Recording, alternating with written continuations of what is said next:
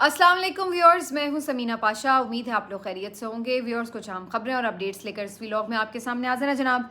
पहले तो आपको बताएंगे कि आज एक बड़ी पोस्ट पर हमने देखा कि एक और ख़ातून हैं जो इतनी बड़ी पोस्ट पर पहुंची हैं। उन्होंने ओहदे का हलफ उठा लिया है। मैं बात कर रही हूँ chief justice Lahore high court justice Aliya Neelam साहिबा की, जिन्होंने बाकायदा तौर पर आज ओहदे का हलफ उठा लिया है और चार्ज संभाल लिया है।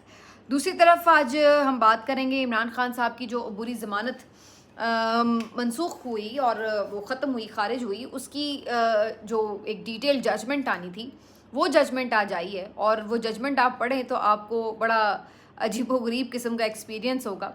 उसकी वजह क्या है मैं आपके साथ शेयर करती हूँ। जस्टिस जहांगीरी साहब के खिलाफ जो मियाँ दाऊद एडवोकेट ने एक दरख्वास्त दी थी कि उन्हें काम से रोका जाए, उसके ऊपर भी आज समाअत हुई है, वो भी आपको बताएंगे। और साथ ही साथ वो जो ट्रिब्यूनल का हिस्सा हैं, जो वो मतलब काम कर रहे हैं, उससे मुतालिक भी 2-3 खबरें हैं, वो भी आपके साथ शेयर करेंगे। आज इद्दत केस की भी समाअत हुई है, इससे मुतालिक भी बात करेंगे। तो ऑलमोस्ट सारी खबरें जो हैं वो आज अदालत से ही हैं। और एक खबर जो बड़ी अहम है वो ये कि जो मखसूस नशिस्तों का फ़ैसला था वो अब कभी इम्कान है कि जुम्मे के रोज़ सुनाया जाएगा। तो आज भी इस सिलसिले में एक अहम मीटिंग होनी है। कहा यह जा रहा है कि जिस तरह बुध के रोज़ एक मीटिंग हुई तमाम जज साहिबान की, तो आज जुमेरात को भी एक मीटिंग होगी, जिसके बाद जुम्मे के रोज़ ये फ़ैसला सुनाने के कभी इम्कानात मौजूद हैं। तो लेट्स सी जी क्या होता है। मीटिंग्स पे मीटिंग्स हो रही हैं, लेकिन बड़ी हैरत की बात है कि इस सारे मामले में इस कदर तूल दिया गया है। और तूल देने की वजह आप सबको मालूम है, बार बार अब उसको क्या हम रिपीट करें। लेकिन आखिरी जो खबरें आई हैं उस वक्त तक यही सूरत हाल बताई जा रही है कि काजी साहब के पास अक्सरियत मौजूद नहीं है और कभी इम्कान है इस बात का कि ये नशस्तें पाकिस्तान तहरीक इंसाफ या SIC को मिल सकती हैं। अभी तक की तो यही सूरत हाल है। अब कल तक क्या हो जाए तो इस मुल्क में कुछ कहा नहीं जा सकता। अब आ जाते हैं जिस तरफ के जो मैंने आपको मुख्तलिफ हाईलाइट्स बताई हैं। पहले जस्टिस आलिया नीलम साहिबा जो हैं वो लाहौर की chief justice Lahore high court की मुकर्रर भी हो चुकी थी। उनका नोटिफिकेशन कल रात जारी हो चुका था और आज उन्होंने बाकायदा हल्फ भी उठा लिया है। आज उनकी जो तकरीब हल्फ बरदारी थी उसमें जो गवर्नर साहब थे उन्होंने शिरकत की, उन्होंने उनसे हल्फ भी लिया। और आज मरीम नवाज़ साहिबा और आज़म नज़ीर तारड़ भी इस मौके पर मौजूद थे। मरीम नवाज़ साहिबा से भी मुलाकात हुई है जस्टिस आलिया नीलम साहिबा की। मरीम नवाज़ ने उन्हें मुबारकबाद भी दी और जस्टिस आलिया नीलम साहिबा की तरफ से उन्हें शुक्रिया भी अदा किया गया। अब ये जो वीडियो है काफ़ी सोशल मीडिया पर वायरल है और बहुत से लोग इसके ऊपर बड़ी तनकीद भी कर रहे हैं। कुछ लोग तो इस पे तनकीद कर रहे थे कि आज़म नज़ीर तारड़ और मरीम नवाज़ साहिबा बड़े खुशी खुशी उनको वेलकम कर रहे हैं और वो किसी मुमकिना गठजोड़ को इस सारी वीडियो के अंदर देख रहे थे। दूसरी तरफ बहुत से लोग ऐसे हैं जो ये समझते हैं कि जो जस्टिस आलिया नीलम साहिबा हैं उनको अप्रोच करना खासा मुश्किल होगा और वो इतनी भी तर निवाला साबित नहीं होंगी कि बिल्कुल ही वो एक रोबोट की तरह काम करें कि जैसे उन्हें हुकूमत कहे वो वैसे ही करती चले जाएं। तो ऐसी भी सूरत हाल नहीं होगी। बहरहाल उनके बारे में किसी भी किस्म की प्रिडिक्शन करने से पहले मेरा ख्याल है कि थोड़ा देखना ज़रूर चाहिए कि उनका कंडक्ट है कैसा। क्या वो इंसाफ पर मबनी फ़ैसले करती हैं या वो हमें यही दिखाई देता है कि मौजूदा रजीम के साथ बिल्कुल कोई प्रॉब्लम नहीं चाहती और ऐसा लगे कि जिससे कि वो बिल्कुल उनके साथ हर तरह कोऑपरेट कर रही हैं। तो ये ताउन वाला रहेगा रिलेशनशिप या फिर हमें ये नज़र आएगा कि वो कोई उनको टफ़ टाइम दे रही हैं। इसके लिए हमें थोड़ा सा इंतज़ार करना होगा, देखना होगा चंद एक हफ्ते और फिर उससे खुद ब खुद आइडिया होता चला जाएगा कि वो किस तरफ खड़ी हैं। अलबत्ता जो इस वीडियो पे मेरी एक ऑब्जर्वेशन थी वो ये कि मैंने महसूस नहीं किया कि जस्टिस आलिया नीलम साहिबा कोई गैर ज़रूरी तौर पर खुश हैं या कोई गैर ज़रूरी तौर पर वो मरीम नवाज़ साहिबा को बहुत कोई इम्पोर्टेंस दे रही हैं या उन्होंने कोई ऐसा भी कोई जेस्चर नहीं दिया जिससे पता चले कि वो बड़ी कोई हम्बल हैं या कोई बड़ी शुक्रगुजार हैं। मुझे वो बहुत मुनासिब सा एटीट्यूड लगा उनका उस वीडियो में और उन्होंने बस एक कर्टसी की स्माइल दी और उसके बाद थैंक यू भी कहा और फिर वो खुद ही से रास्ता बना के वहाँ से गुजर गई आगे। बहुत ज़्यादा देर वहाँ पे मौजूद भी नहीं रही और इस सारे पीरियड के दौरान मुझे नहीं लगा कि उन्होंने कोई बहुत ज़्यादा अहमियत दी है कि मरीम नवाज़ साहिबा उनके सामने खड़ी हैं, वज़ीर आला खड़ी हैं वगैरह। तो मुझे तो इस वीडियो में ऐसी कोई चीज़ नज़र नहीं आती। अलबत्ता ये ज़रूर है कि उन्होंने आते साथ जो रजिस्ट्रार मुकर्रर की हैं वो भी ख़ातून जज हैं अंबर गुल साहिबा। और ये जो ख़ातून जज हैं इनके बारे में अलबत्ता पाकिस्तान तहरीक इंसाफ के बहुत सारे तहफ़्फ़ुज़ात हैं और उसकी वजह एक तो ये है कि जो 9 मई के मुकदमात हैं उसमें मुख्तलिफ़ जो केसेस थे उनकी समाअत ये करती रही हैं। और जस्टिस अंबर गुल साहिबा के हवाले से मुख्तलिफ़ जो कोर्ट रिपोर्टर्स हैं वो ये बताते हैं कि मुख्तलिफ़ केसेस में अगरचे पुलिस चालान तक भी पेश नहीं कर रही थी, इसके बावजूद भी मोहतरमा रिमांड पर रिमांड देती चली गई पाकिस्तान तहरीक इंसाफ के मुख्तलिफ़ कारकुनों का। कभी उन्होंने पुलिस की सरजनिश नहीं की, कभी किसी पुलिस एहलकार को नहीं पूछा कि भाई आप चालान नहीं दे रहे तो रिमांड क्यों बार बार मांग रहे हैं। तो वो काफ़ी ज़्यादा टफ़ साबित हुई पाकिस्तान तहरीक इंसाफ के कारकुनान के लिए जो 9 मई के मुकदमात में मुलव्वस थे, और 6-6 महीने तक भी उन्होंने रिमांड पर रिमांड दिए हैं। तो इसलिए उनके बारे में कोई राय अच्छी नहीं थी पाकिस्तान तहरीक इंसाफ की। और जो नई चीफ़ जस्टिस आई हैं मोहतरमा आलिया नीलम साहिबा, उन्होंने आते साथ ही उनको रजिस्ट्रार तैनात किया है, जिसकी वजह से जो पाकिस्तान तहरीक इंसाफ के लोग हैं अभी पहली उनकी जो तैनाती देख के थोड़ा सा हिले ज़रूर हैं और डिसअपॉइंट ज़रूर हुए हैं। लेकिन मैं वैसे अब ना इन चीज़ों से थोड़ा सा आगे मेरा ख्याल है कि देखती हूँ। मेरा नज़रिया ये है कि पीटीआई के साथ जो इस वक्त हो चुका है, और जो मुल्क में इस वक्त पीटीआई को भी छोड़िए निज़ाम इंसाफ और क़ानून के साथ जो हो चुका है, उससे आगे उससे मज़ीद अब बुरा और क्या होना है। यानी क्या अब आप क्या मज़ीद एक्सपेक्ट करेंगे कि ओहो मखसूस नशिस्तें भी नहीं दी, ओहो इमरान खान को और केसों में सज़ा सुना दी, ओहो अभी भी लोगों को नहीं छोड़े। तो ये इसमें नया क्या है, व्हाट्स न्यू इन इट? ये आप ऑलरेडी एक उस पॉइंट पर आ चुके हैं जिससे आगे मज़ीद बुरा कुछ है नहीं। तो सरप्राइज़ अब इस बात पे मिलता है कि अगर लिखे हुए रिटन स्क्रिप्ट की जगह कुछ डिफरेंट हो जाए तो वो एक सरप्राइज़ की बात है, वो हालात में एक तब्दीली की बात है। बाकी तो जो कुछ हो रहा है वो तो अंधों को भी नज़र आ रहा है कि क्यों हो रहा है, कैसे हो रहा है। और हर चाल जो चली जाती है वो एक सेकंड में पकड़ी जाती है कि ये चाल क्यों चली गई है। बहुत सी तो कामयाब ही हो रही हैं, कुछ नहीं भी कामयाब हो रही। कोई ऐसे भी हैं हमारी तरह के जो नहीं फिर भी गलत को गलत कहते, गलत को सही कहते, सही को गलत कहते, तो वो भी इस तरह के भी लोग मौजूद होते हैं। तो कहने का मकसद ये है कि रेजिस्टेंस भी हो रही है बीच में। लेकिन अब किसी भी एक चीज़ के ऊपर वो वाला मामला नहीं है कि जहाँ पे आप कहेंगे ओहो जी इसके ऊपर टिके हुए हैं, अगर ये हो गया तो धड़ाम से नीचे गिर गए। अब जो भी कुछ हो रहा है उससे आगे और क्या होना है भाई। तो मेरा ख़्याल है पाकिस्तान तहरीक इंसाफ अब इस निज़ाम इंसाफ के हवाले से इतनी पुरुमीद है भी नहीं, और उन्हें भी अब ज़्यादा वैसे इस तरह की चीज़ों के ऊपर कोई परेशानी भी नहीं होती, क्योंकि वो भी यूज़ टू हो गए मार खा खा के। उन्हें भी पता है कि यही कुछ उनके साथ हो रहा है। तो बहरहाल अच्छी हों आलिया नीलम साहिबा, अच्छी बात है। ना भी अच्छी साबित हों निज़ाम इंसाफ और क़ानून के लिए तो तब भी क्या फ़र्क पड़ जाएगा। पहले कौन सा सारे बड़े आइडियल लोग तैनात हैं ओहदों के ऊपर, तो इसलिए मेरे तो बिल्कुल कोई इस तरह के नहीं है जज्बात के जिसकी वजह से कोई अक्सर लोग बड़े परेशान हो रहे हैं। तो मैंने कहा भाई किस बात की परेशानी है, जो होगा वो तो पहले भी हो रहा है, तो इसमें कौन सी ऐसी बात है अगर कुछ अनहोनी हो जाएगी। अब जी आगे चलते हैं, आपको बताएं कि आज जो जस्टिस आमिर फ़ारूक साहब हैं उनकी भी ख़बर लें कि वो आज इस्लामाबाद हाई कोर्ट में किसी तकरीब से भी खिताब कर रहे थे और वकला को बड़ा लेक्चर पिला रहे थे इस बात के ऊपर कि जी वकला की प्रोफेशनल ट्रेनिंग कैसी होनी चाहिए, उनको कैसा कंडक्ट रखना चाहिए, उनकी अपीयरेंस कैसी होनी चाहिए, प्रेजेंटेशन कैसी होनी चाहिए। तो बड़े अखलाक और आदाब उन्हें सिखा रहे थे और बता रहे थे कि गुस्से में फ़ैसले नहीं होने चाहिए और गुस्से के फ़ैसले ठीक नहीं होते। और उन्होंने बताया कि जो वकला पेश हों वो शेव किए हुए हों, उन्होंने टाई सही पहनी हुई हो, उनके बाल अच्छे कटे हुए और बने हुए हों और वगैरह वगैरह। तो ये सारी चीज़ें वो समझा बुझा रहे थे। लेकिन ये सब चीज़ों के साथ साथ काश वो इस बात के ऊपर भी ज़ोर देते कि इंसाफ देना जो है वो बुनियादी तकाज़ा है। असल चीज़ ये है जिस सब के लिए ये एक पूरा रौनक मेला सजाया जाता है ना अदालतों का, वो होती है इंसाफ। तो आपकी टाई भले नीचे हो चाहे ऊपर हो, आपके बाल भले अच्छे बने हो या ना बने हो, आप इंसाफ करने जब बैठे हों तो किसी की क्या प्रेजेंटेशन है इससे आपको मुतासिर तो नहीं होना चाहिए। आप जज हैं, आपका काम ये है कि आप इंसाफ करें, आपका काम ये है कि हकदार को उसका हक दें। ये आपका काम नहीं है कि आप ये सोचें कि जी इसने चूँकि कपड़े साफ़ नहीं पहने हुए लिहाजा अब इसके साथ इंसाफ नहीं होगा और आप उसके बारे में कुछ अजीब से ख्यालात रख लेंगे। तो ये बात कुछ समझ नहीं लगी कि उनकी प्रायोरिटीज़ किस किस्म की थी। अलबत्ता उनकी प्रायोरिटीज़ का अंदाज़ा उनके फ़ैसलों से ज़रूर हो जाता है। चीफ़ जस्टिस आमिर फ़ारूक साहब की अदालत में आज दरख्वास्त लगी हुई थी मियाँ एडवोकेट दाऊद साहब की, जिसमें उन्होंने जस्टिस जहांगीरी को काम से रोकने की इस्तदा की थी। आपको पता ही है जस्टिस तारिक महमूद जहांगीरी इस वक्त सिस्टम को बहुत खटक रहे हैं और बुरे लग रहे हैं और बस नहीं चल रहा है। तो एक दरख्वास्त उनकी डिग्री से मुतल्लिक आ चुकी है। फिर उनके कल मैं देख रही थी कि उनकी कोई मुबैना में इसलिए कह रही, मुझे नहीं पता वो डॉक्यूमेंट्स रियल हैं या नहीं हैं, लेकिन उनकी बेटी से मुतल्लिक भी कुछ दस्तावेज़ात लीक करके और उसको भी प्रोपेगेट किया जा रहा था सोशल मीडिया के ऊपर।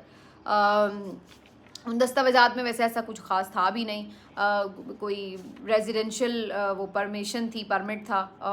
भाई वो कहीं पे कोई भी शख्स ले सकता है, इसमें क्या प्रॉब्लम है। तो बहरहाल ये इस तरह की चीज़ें की जा रही थी, सोशल मीडिया कैंपेन उनके ख़िलाफ़ चली हुई थी और अब एक स्पेशल दरख्वास्त भी मियां दाऊद साहब के तवस्सुत से दायर कर दी गई थी।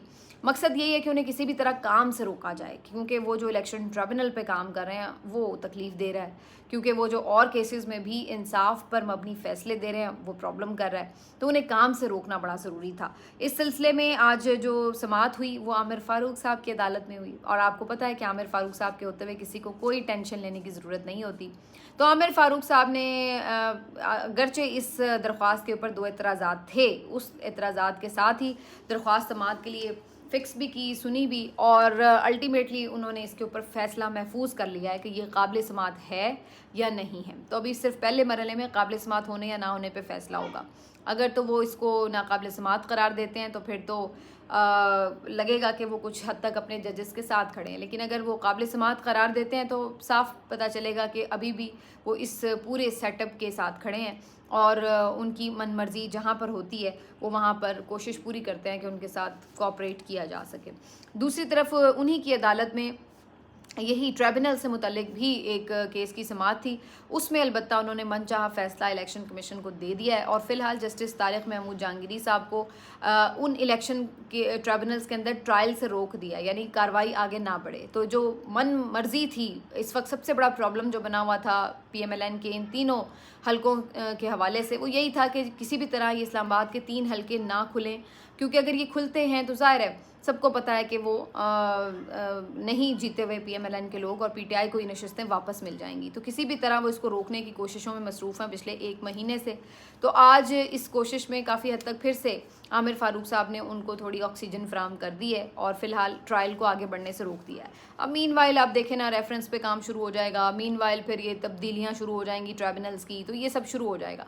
तो इसलिए आप अगर ये कहें कि जी अब ये फौरी तौर पर जो फ़ैसले आने थे वो फिर लटक गए मामलात, और ये मैंने आपको बहुत पहले ही बता दिया था। तो ये जी एक तरफ हमने ये भी चीज़ देख ली, इसमें भी आज हमें लग रहा है कि हुकूमत काफ़ी हद तक कामयाब हो गई। बाकी जो ट्रिब्यूनल्स हैं उनके हवाले से अब जस्टिस आलिया नीलम साहिबा से इलेक्शन कमीशन की मुशावरत होगी, देखना होगा कि वो जज साहिबान चेंज करती हैं या नहीं। और ख़ास तौर पर जो मरियम नवाज़ के हल्के के ट्रिब्यूनल के जज हैं अनवार हुसैन साहब, उनके हवाले से भी बड़े तहफ़्फ़ुज़ात थे, क्योंकि वो भी बड़े अपराइट जज थे और बड़े मुनासिब तरीके से ट्रिब्यूनल की कार्रवाई चला रहे थे। तो उनके ऊपर भी बड़े तहफ़्फ़ुज़ात हैं, क्योंकि उन्होंने भी फॉर्म 45 मंगवा रखे थे। तो जो जज भी फॉर्म 45 मंगवाएगा उसके ख़िलाफ़ या तो रेफरेंस आएगा या इलेक्शन मुहिम आएगी या उसके ख़िलाफ़ कोई हुक्म आएगा और उसको उस ट्रिब्यूनल की सरबराही से हटा दिया जाएगा। तो ये 3 चीज़ें तो कोई भी जज जो इस वक्त फॉर्म 45 मंगवाता है उसको अब समझ लग गई है कि ये तो फिर आया खड़ा जे। तो ये वाली सूरत हाल है। अब आ जाते हैं जी, जो इमरान खान साहब का मामला था, ज़मानतें उनकी खारिज हुई हैं। इंसदाद दहशत गर्दी की अदालत के जज ने आज जो तहरीरी फ़ैसला जारी किया है वो बेसिकली ज़मानतों का नहीं है, वो तो उन्होंने ट्रायल का ही फ़ैसला कर दिया है। वो उन्होंने ठहरा दिया है कि इमरान खान ही मुजरिम है, ठीक है ना। उन्होंने उसमें मेरिट के ऊपर ही फ़ैसला दे दिया है। आमतौर पर जो ज़मानत है उसके अंदर तो आप देखते हैं ना कि बुनियादी चीज़ों के ऊपर बात करके कि बज़ाहिर इसमें क्या नज़र आ रहा है उसके मुताबिक फ़ैसला कर दिया जाता है। लेकिन उन जज साहब ने जो फ़ैसला किया, अगर आप वो पढ़ें तो आपको हैरत होगी कि उन्होंने तो पूरा के पूरा उस पर सुना दिया है कि इमरान खान ही कसूरवार है। उन्होंने तो बस मेरा ख्याल है शायद साथ में वो फांसी का फंदा नहीं साथ बना के दे दिया उस फैसले में, वरना कोई उनसे बईद नहीं थी। लिखते हैं कि अबूरी ज़मानत मासूम शख्स का हक है, इमरान खान का हक नहीं है, जिसने PTI की दीगर क़यादत के साथ मिलकर रियासत के ख़िलाफ़ जंग की हो, हुकूमत का तख्ता उलटने की साजिश की हो। अबूरी ज़मानतें इस बुनियाद के ऊपर मुस्तरद की जाती हैं। और फिर इस सारे वाक़े का जो इन्होंने लिखा है उसका कौन है गवाह? उसके गवाह हैं जनाब पुलिस एहलकार, जो ये बता रहे हैं कि 7 मई को इमरान खान के ज़ेर सदारत ज़मान पार्क में एक मीटिंग हुई जिसमें पीटीआई की एक अहम पूरी क़यादत मौजूद थी और उसमें ये तय किया गया कि किस तरह 9 मई को सारे हमले वगैरह करने हैं। अच्छा, अब आप देखिए कि ये इतनी दिलचस्प बात है कि मतलब इमरान खान जब बैठ के ये मीटिंग कर रहा होगा, साजिश कर रहा होगा, तो वो पहले 2 पुलिस एहलकारों को बुलाएगा, अपने पास बिठाएगा कि भाई तू चश्मदीद गवाह बन, कोई सरकारी गवाह साथ बिठा के फिर वो इस तरह की मीटिंग करेगा। यानी इससे ज़्यादा भोंडा किस्म का मामला हो नहीं सकता कि आप सरकारी एहलकार को इस बात का गवाह बना रहे हैं कि एक शख्स ने अपने घर के अंदर मीटिंग की है और उस दौरान वो पुलिस एहलकार वहाँ बैठा हुआ था और उसने देखा कि जनाब ये मीटिंग हो रही है। तो मतलब ये एक अजीब व गरीब सूरत हाल है और इस तरह के फ़ैसले भी उस पर आ रहे हैं। आज जो सीनियर कोर्ट रिपोर्टर है साकिब बशीर भाई, उन्होंने बड़ी ज़बरदस्त बात लिखी हुई थी एक जगह पे कि कुछ फ़ैसले आपने देखा इंसदाद रावलपिंडी की अदालत से भी आए, इस्लामाबाद की अदालत से, गुजरांवाला, सरगोदा की मुख्तलिफ़ अदालतों से आए और हर मौके के ऊपर जो मुख्तलिफ़ जज साहिबान थे उनके जो अगर आप फ़ैसले पढ़ें, ज़मानतों के ही ज़ाहिर फ़ैसले थे, उनके अगर आप फ़ैसले पढ़ें तो आप हैरान हो जाएंगे कि वही बुनियाद के ऊपर एक जज टोटली इमरान खान को क्लीन चिट दे रहा है कि भाई उनका तो कोई लिंक बनता ही नहीं, वो कैसे वहाँ पे मौजूद थे, वो तो वैसे ही हिरासत में थे, कैसे आप साजिश साबित करेंगे कि उन्होंने कोई प्लानिंग की थी या नहीं, इसका तो कोई वाहिद कोई सबूत मौजूद ही नहीं है। और दूसरी तरफ एक दूसरे जज साहब उन्हीं चीज़ों के ऊपर उसी किस्म के FIR के ऊपर एक ज़मानत जो मुस्तरद कर रहे हैं वो टोटली अगेंस्ट लिख रहे हैं फ़ैसला और हद है कि वो पूरा उसको करार वाकई सज़ा भी सुना देते हैं ऑलमोस्ट कि भाई ये बंदा ही कसूरवार है। तो ये बड़ा अजीबो गरीब मामला है कि दो मुख्तलिफ केसेस हो ना तो समझ में आता है कि आपकी एक बिल्कुल टोटली डिफरेंट ओपिनियन है। एक जैसे केसेस के ऊपर इतनी मुख्तलिफ ओपिनियन जज साहिबान की कैसे हो सकती है, ये समझ से बालातर बात है। लेकिन समझ में अब सब कुछ आना शुरू हो चुका है कि ऐसा क्यों और कैसे हो सकता है। तो बहरहाल अब इमरान खान साहब की ये जो ज़मानत है उसका फ़ैसला आपको बता रहा है कि आगे 9 मई के लिए शिकंजा तैयार है कि अगर इद्दत केस में फ़ैसला इमरान खान के बरियत के हक़ में आता है तो उसके बाद 9 मई अगला शिकंजा होगा। इद्दत केस की भी आज समाअत हुई है आज के रोज़, चूँकि कल हमने देखा था इमरान खान साहब और बुशरा बीबी साहिबा की जो वकला थे उनकी तरफ से दलाइल मुकम्मल हो चुके थे, तो आज दलाइल देने थे खावर मानिका के वकील हैं और वो भी कोई अजीब तोहफ़ा किस्म। अच्छा, वैसे रज के नलायक लोग जो है ना वो इन्होंने इकट्ठे किए हुए हैं इस पूरे सेटअप ने। वो आके जनाब अजीब व गरीब बातें कर रहा है, कभी वो 9 मई के किस्से सुना रहा है, कभी वो अपनी रिश्तेदारियाँ बता रहा है, कभी वो जनाब उठ के बात कर रहा है कि जी इस और मतलब मामलात के ऊपर, कभी इलेक्शन के ऊपर बात शुरू हो गई है, कभी किसी चीज़। भाई इद्दत केस के दलाइल देने आए हो तो भाई उसके ऊपर फोकस करो। और वो पता नहीं कौन कौन सी दुनिया जहाँ की वहाँ पे गप्पे मार रहा है आके।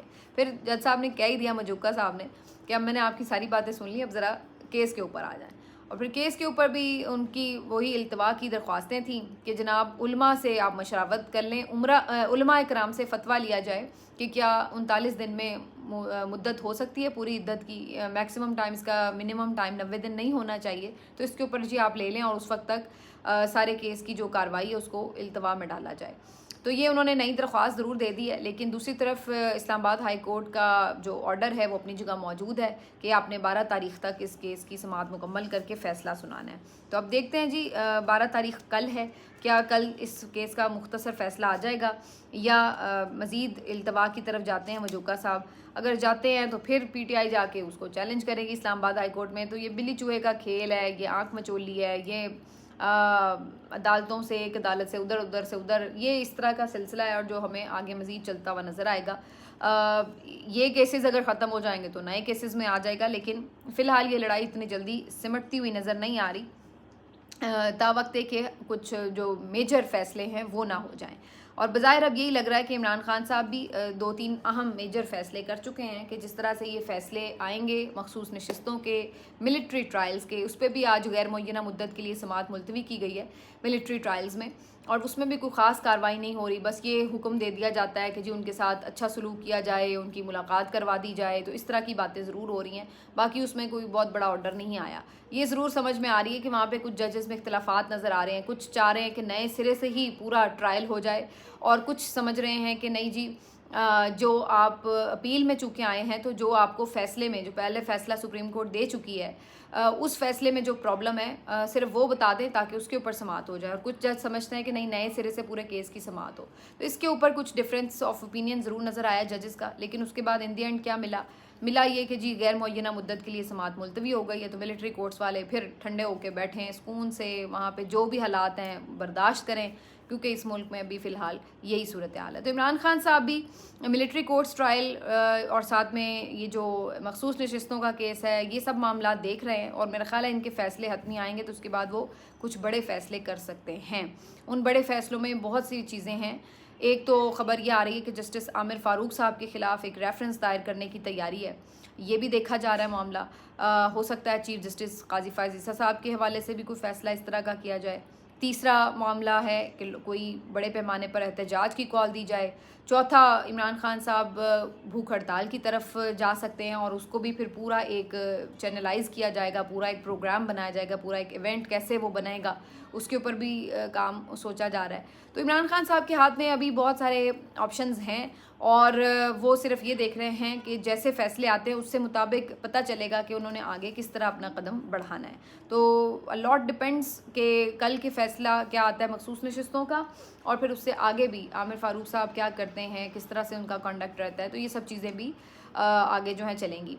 आज इस बात के लिए बड़ी मैं सोच रही थी कि अगर आमिर फ़ारूक साहब जस्टिस तारिक महमूद जहांगीरी साहब को काम करने से रोकने वाली इस्तदाद जो है उसको मंजूर कर लेते हैं कि जी जब तक आपके ऊपर फ़ैसला नहीं हो जाता जाली डिग्री वाले मामले का, तो उस वक्त तक आपने काम नहीं करना। तो इसका मतलब ये है कि वो एक एग्ज़ाम्पल सेट कर देंगे। अगर कल को पीटीआई की तरफ से कोई रेफरेंस आता है आमिर फ़ारूक साहब के ख़िलाफ़, तो फिर इसका भी मतलब ये हो सकता है कि वो भी ये इस्तदा कर सकती है कि जब तक रेफरेंस का फ़ैसला ना हो जाए फिर आमिर फ़ारूक साहब भी काम ना करें और मुख्तलिफ़ केसेस ना सुनें। तो फिर ये भी देखना होगा उन्हें कि अगर वो ख़ुद ऐसी कोई अपनी एग्ज़ाम्पल सेट करते हैं तो फिर कल को वही चीज़ उनके ऊपर भी लागू हो सकेगी।